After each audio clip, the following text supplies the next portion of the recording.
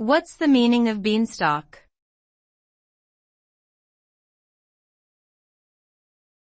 Beanstalk.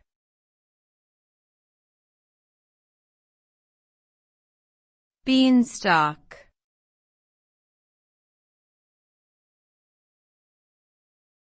Beanstalk.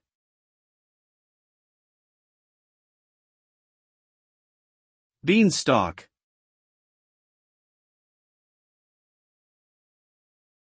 A beanstalk is the tall, slender stem of a bean plant that grows upward toward the sun. The term beanstalk is also used figuratively to describe any tall, slender structure or progression. In popular culture, the most well-known reference to a beanstalk is the fairy tale Jack and the Beanstalk, in which a young boy climbs a magically grown beanstalk to reach a giant's castle in the sky.